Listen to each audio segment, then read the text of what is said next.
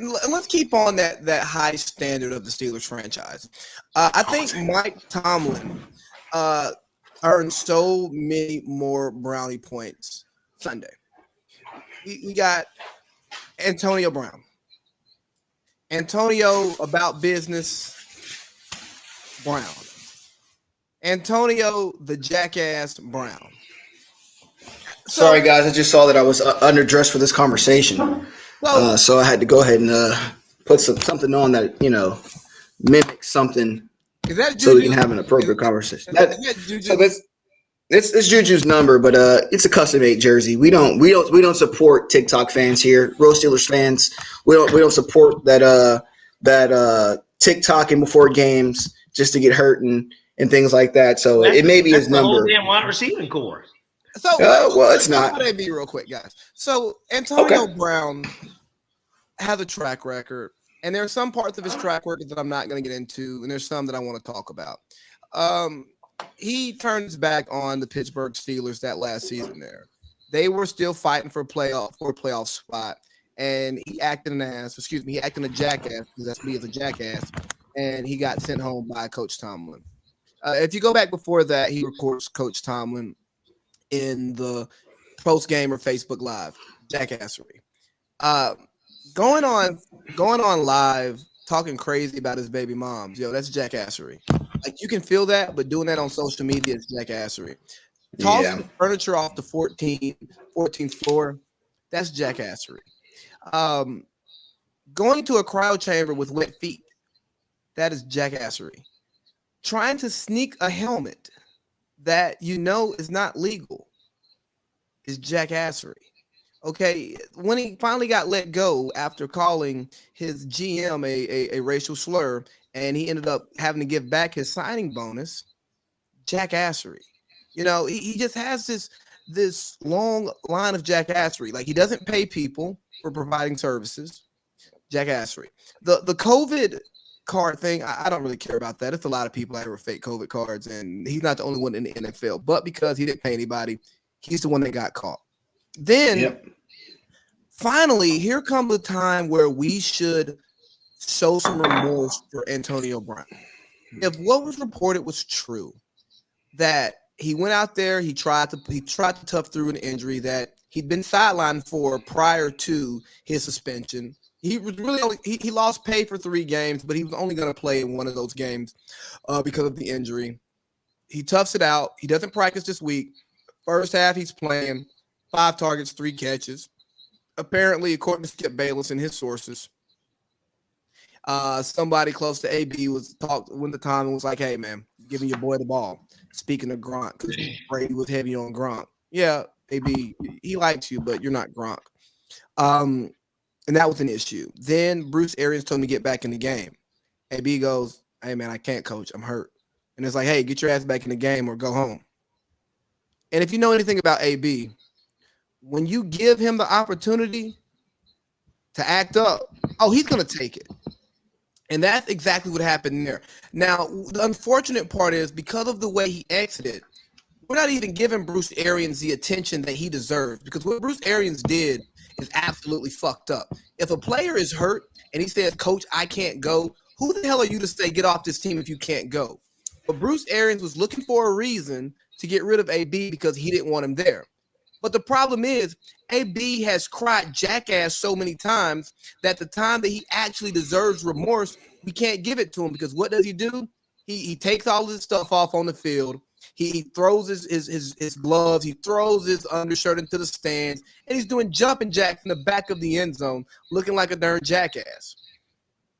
So I really hate that that this has happened, but we can't sympathize with him because for one, he's been enabled for so many years. The Steelers enabled it because he was great. The Raiders enabled behavior because he was great. The Patriots enabled behavior because he was great. Tom Brady enabled his behavior because he was great. But now the greatness is running low and the behavior is running high. And here's my one issue though. For all of these people on TV who are trying to say, is it CTE? He needs the mental health. What is it like, bro? Get out of his head. Evaluate what you see and comment on it. Because guess what? Even if it is mental health, it is your responsibility to manage your mental health. If I go shoot up a school, if I go shoot up a park, if I just shoot up my apartment complex right now and I cry mental health, guess what? I may not be in prison at first, but I'm going to be in a psych ward because I could not control my mental health. Okay. And for y'all to try to get in his head and then paint him as this mental health victim and you don't know what's going on, shut up. Dan Patrick talked about, I don't really think he's been the same since that Vontaze Burfict kid. Get out of here, bro. He got kicked out of FIU for fighting as like a security guard before he even played it down for him. This has been conduct that he has been guilty of throughout his life. I can't sum AB up as anything more than like a nigga who know he good, who's been enabled because he was good his entire life and it's finally ran out. That's a good way to put it. I mean, I think that AB, obviously, we already kind of just gave him his flowers as a player. We know he's tremendously talented.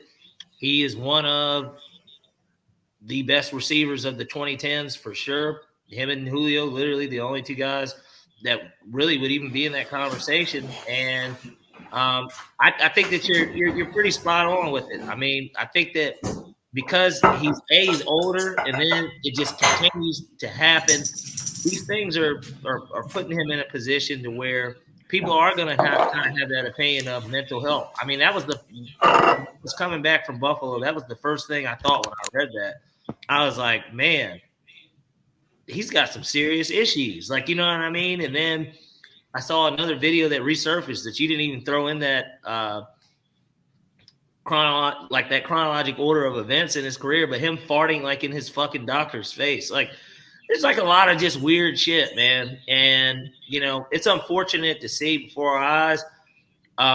But, you know, at the end of the day, I think that a guy like AB is still probably going to be recognized for what he did on the field, probably more than these antics. And, you know, at least from somebody, when you think of AB, you're not going to think of like the crazy shit. Like, you know, like people think of, when they think of Dennis Rodman, they think of like that crazy shit that Dennis Rodman used to do too. But everybody's you're giving the white media way too much credit. You said who? You're giving the white media way too much credit. They made T.O. wait. I think that, and you know, but how does the media perceive a guy like AB? Like in terms of, you know, yeah, there's this incident that just happened, but how do they perceive him in their brains, or how do they perceive him in their mouths and pens? The pens. The pens. He's a great athlete. He's a great athlete, but he has some mental health issues. But in their brains, he's a terrible person. He's a nigga.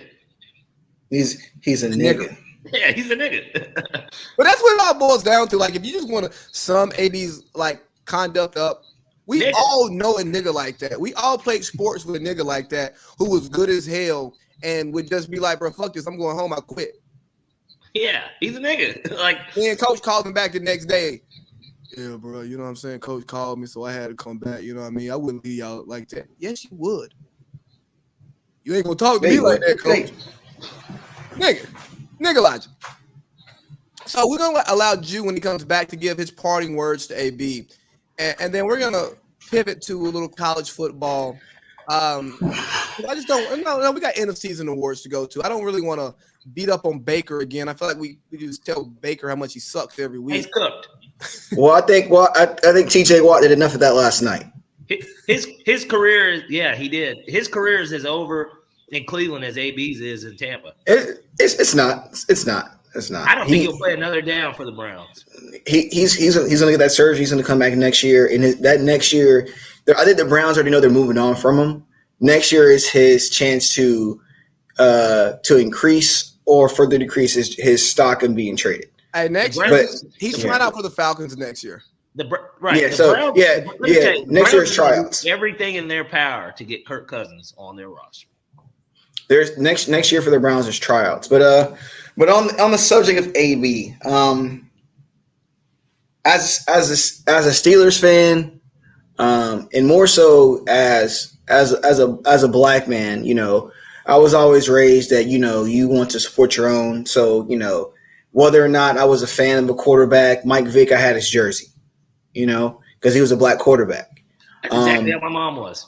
She told us You we know, didn't get anybody else's jersey. yeah, I've never owned a Big Ben jersey. You know, um, but I've owned a Mike Vick jersey. You know, and so I just hate to see a talent like AB be reduced down to field antics, because we already know that wide receiver position one, they it's already known for being divas and hot headedness and to be extra as hell. Because hell, look at the way they try to demonize someone like Odell Beckham Jr., who hasn't done nothing legally wrong or never wronged anybody, but they don't like his antics, so that's enough for them to badmouth him. But when he's winning and catching balls, then everything's fine.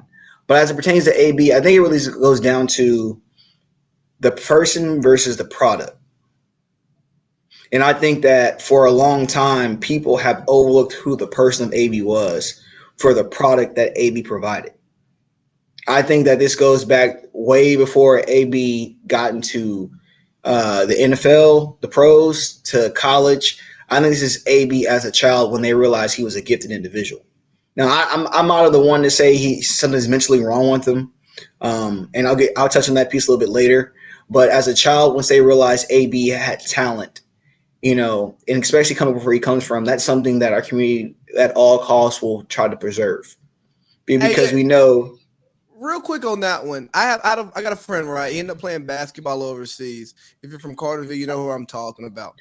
I remember when he would get like if he would get in trouble in middle school on like a Friday, they would hold the write up until Monday. So then they would process it so he could play a basketball game on Saturday. We don't play again until Thursday. So he'd do his ISS during the week and then can play again on Thursday and Saturday. Right.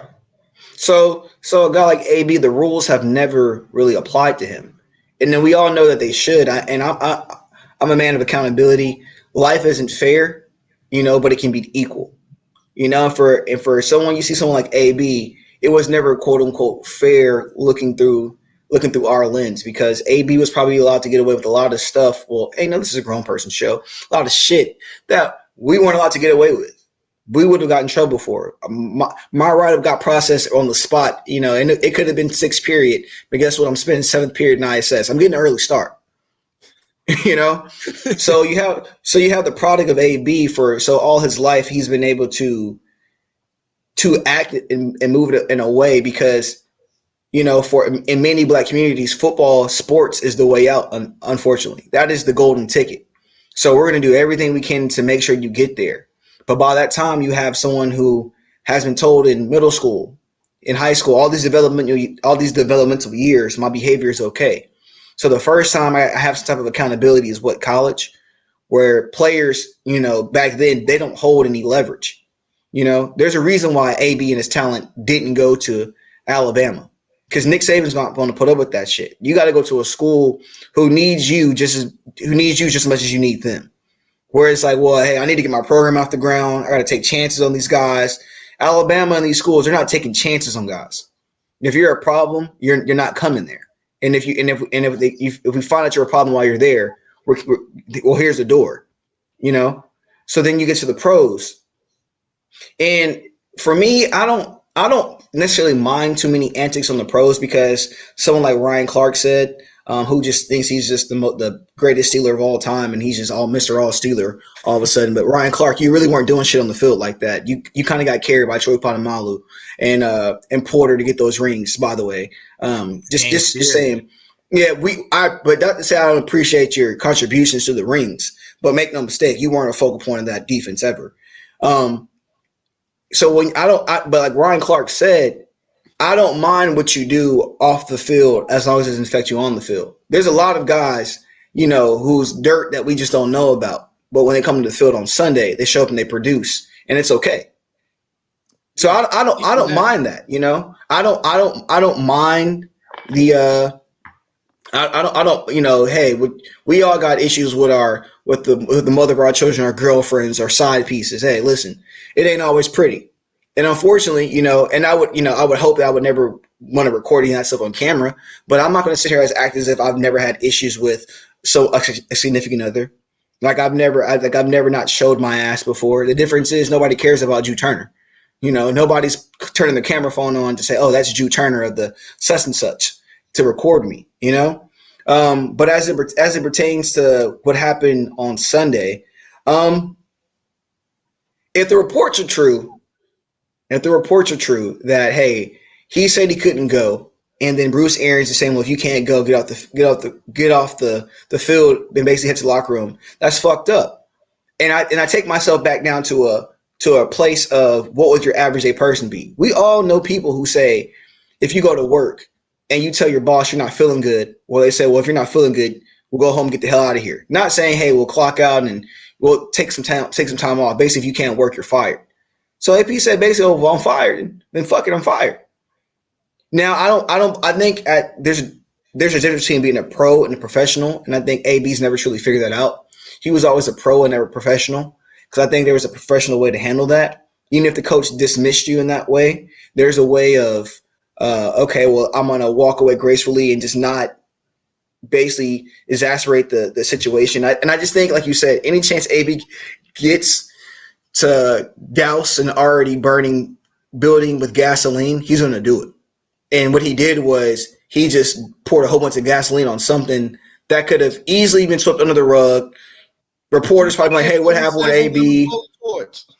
Yeah, you know what I'm saying? That's who AB is, But what is really sad is because of something like this, I can see the white media honestly not even allowing him in the Hall of Fame because of this. Because the talk is that you had somebody who quit on their team. Now, but he got cut. But his antics overshadowed what the hell Bruce Arians did. And I'll take it back to basketball. Remember when Scottie Pippen said his back hurt and he couldn't play? And Michael Jordan thought that was the weakest shit ever. Michael Jordan said, well, if you can go, you can go, and blah, blah, we all have to sacrifice and blah, blah, blah. But now everyone looks at Scottie. Everyone recognizes Scottie Pippen's greatness. Now, I think in our community we'll always recognize who and what Antonio Brown was. But I think that because of this and because of what the media is going to portray him as and what they're going to continue to say, he's not. I have a hard time seeing him making it to the Hall of Fame because they're going to call him a quitter, and I don't like that.